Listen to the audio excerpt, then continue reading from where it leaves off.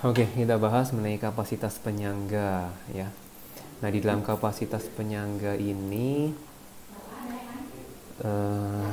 mengingat kembali apa yang dimaksud dengan penyangga itu, syarat dia ada penyangga berarti harus ada asam lemah dengan konjugasinya ya, Ya, atau basa lemah dengan asam konjugasinya.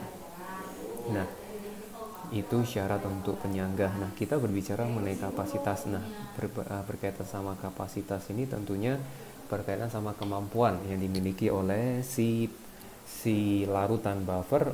Tujuannya apa? Untuk menyangga seberapa banyak gangguan yang diberikan ke larutan penyangga ini. Nah, jadi gangguan itu apa? Nah, jadi fungsi dari buffer itu dia fungsinya itu adalah mempertahankan yang namanya pH larutan. Ya, itu adalah tugas utama. Nah, jadi semakin banyak dia bisa counter attack, jadi pasti mempertahankan pH itu dari sedikit tambahan asam atau basa gitu ya. Jadi seberapa banyak ya, gangguan yang bisa ditolerir supaya dengan tetap tujuannya pH-nya supaya nggak berubah. Nah, ini diketahui bahwa yang mempengaruhi itu adalah rasio dari mol basa lemah sama asam konjugasi atau yang ini. Yang penting adalah berkaitan dengan rasio molnya, Nah, jadi karena karena senyawa inilah yang katakan bertugas untuk mempertahankan, betul ya. iya, Nah, iya, untuk mempertahankan ketika ditambah asam, berarti yang bertugas adalah basa lemahnya. Ketika iya, ditambah sedikit basa, maka yang bertugas adalah asam konjugasinya. Nah, di sini jadi dua rasio ini sangat penting. Maka dari itu, kapasitas penyangga itu bergantung pada langsung ini perbandingan mol komponen larutan penyangga. Nah, yang baik itu adalah 1:1 iya, sampai 1:10 itu maksimal. Nah, eh, ini sebenarnya ini yang paling baik. Nah, ini adalah yang minimal. Ya, kenapa?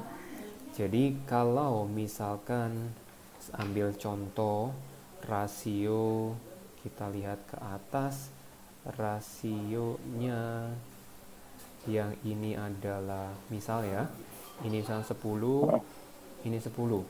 Berarti dia si basa lemahnya akan habis kalau dia berinteraksi sama 10 asam, kurang lebih gitu.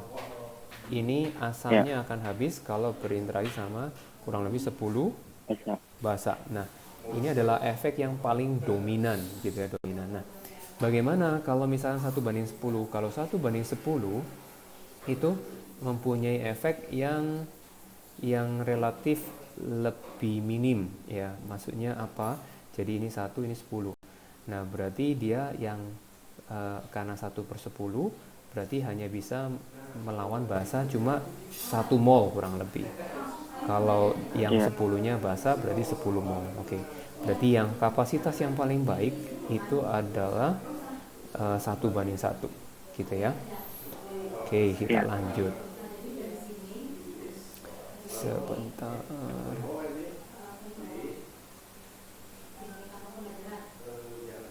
Bentar.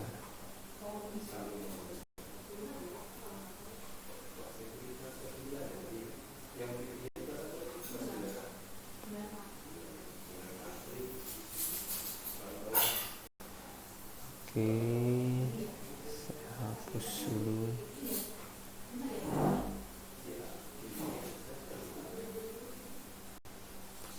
Oke, ini contoh, ngasih contoh. Oke.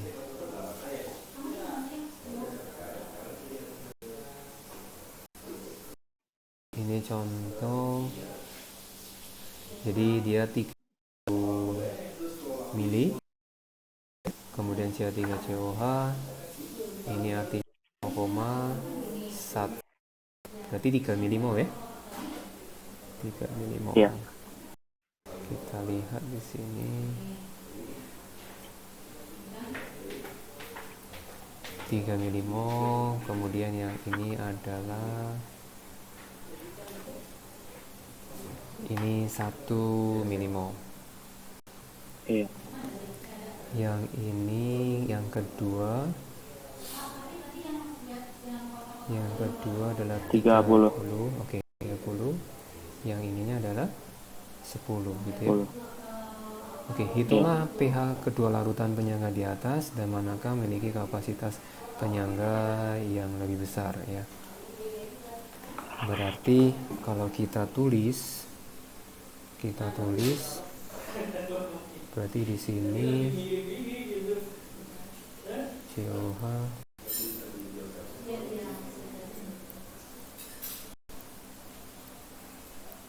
tambah H2O. Berarti 3, ini 1, terus kondisi kedua 30 sama 10 ya. Berarti min 1, ini 1, ini 2, ini 1. Kira-kira mana yang lebih bagus kapasitas penyangganya?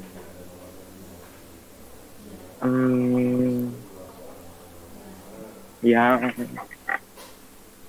sama aja ya? Kalau dari rasio, iya sama aja. Kalau dari rasio, Ya, kalau dari rasio sama aja. iya.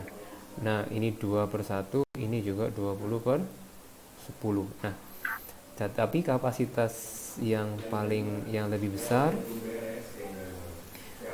secara rasio sama. Ya, rada repot juga ya.